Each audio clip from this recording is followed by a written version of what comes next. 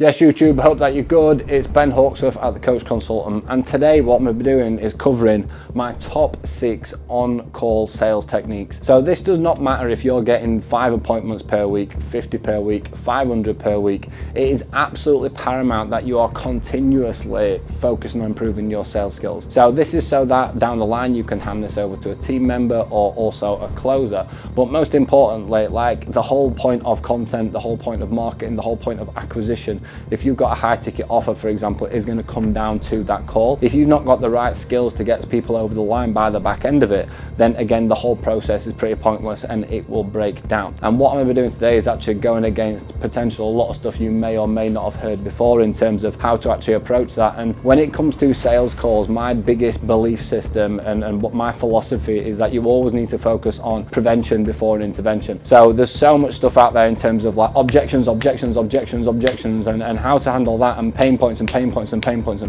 Whereas in reality, if you actually approach that call in the right way, and if you manage that person's feelings, beliefs and emotions in the right way, then in reality you're only going to be left with one objection, and that is going to be price. And in essence, I'm going to actually talk about how you go through the exact same process when it comes to battling the price objection as well. So again, as normal, it's going to be on the board, like the value is on the board. The value is going to be how I'm actually going to be explaining each individual one. This is a really good video. I've done this for actually our community before with the 12 skills. I can't give it all away, but in essence they really kind of enjoyed it and it went down well, so I hope you guys do as well. Right guys, so as I've just explained, they are on the board, but the value is not what is on the board. The value is how I'm going to explain it to you and how you actually use it within your sales call. So number 1, we've basically got silence. Number 2, we've got patience. Number 3, we've got acknowledgement. Number 4 is basically not being judgmental.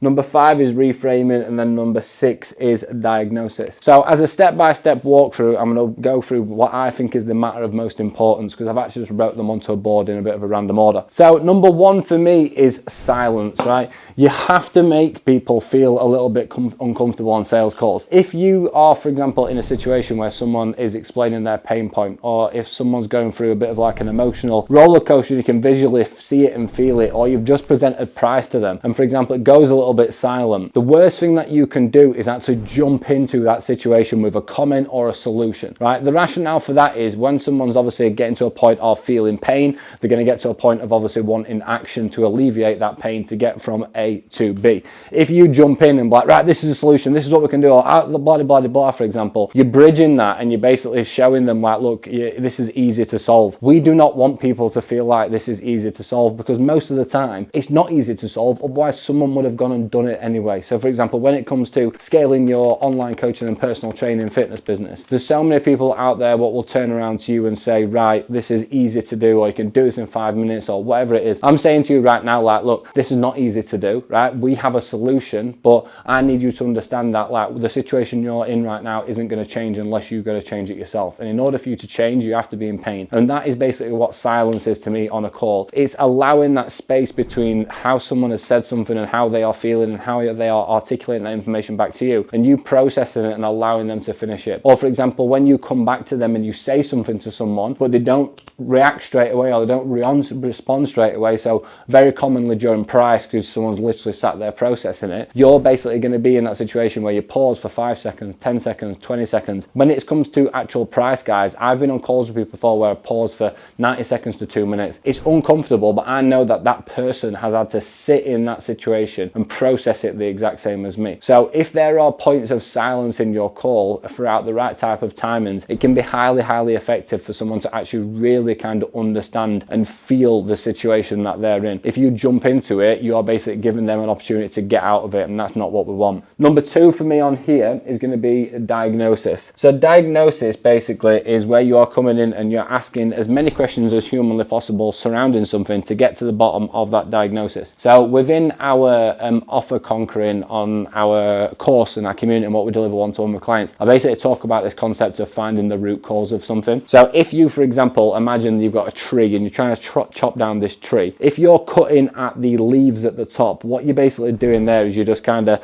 chopping at something on a surface level, what someone's experiencing right now. When you start to dive a little bit deeper and finding out the reasons why they feel like that, then you're going to be going to their branches and chopping them off. When you're starting to really highlight kind of the pain that they're in, that's a trunk, right? What we want to do is we want to diagnose and get to those roots, right? We want to get to the roots of, right, right, why are you experiencing this pain right now? Why are you in this situation? What are the latent conditions that you're going to experience if you do not take action to come in and actually find a solution for this? So when you're coming in and you're thinking about your line of questioning, which is what I do with our guys, think about how you can diagnose their situation as much as possible, diagnose their feedback, diagnose their pain points, diagnose their problems, diagnose their previous experiences, diagnose their goals, diagnose the gap that it takes to get someone from where they're feeling right now to their goals, and really have that focus on that line of questioning, further questioning, find the root, right? What you don't want to do is you do not want to come in and go, right, here's a solution for that. I put a picture on my Instagram story the other day which basically showed a row of 10 fires, a row of 6 fires, a row of 3 fires, and I basically said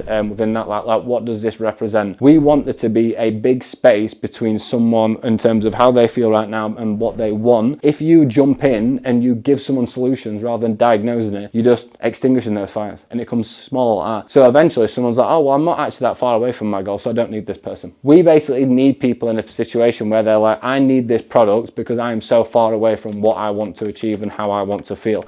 And that is going to come from diagnosis and finding the deeper meaning, the deeper root behind what someone is saying to you. Number 3 for me on the board is going to be don't judge. I actually asked my community what's some of the funniest things they've ever heard on a sales call, and I was like actually shocked, no offender, because I've been through it all before as an online coach and a personal trainer. But the whole point behind this one is sometimes people are going to come to you with some of the most, as plainly put it, stupid stuff you could ever imagine. So what you've got to take into account is your current level experience and knowledge is way more advanced than the person that you're speaking to. So even on the surface level or a primary problem or a secondary problem, for example, someone's not going to have the education and the experience to understand something as much as you. So sometimes people may come to you with something on calories, something on protein, something on how much cardio they've done, or intermittent fasting, or a certain type of supplement, or a certain type of training method, or whatever it may be, and they will come to you and it is absolutely and utterly completely wrong in every way, shape or form, and you know it's wrong in every way, shape and form, right? What you cannot do is you cannot jump in and judge that person. You cannot be like, that is wrong, or that was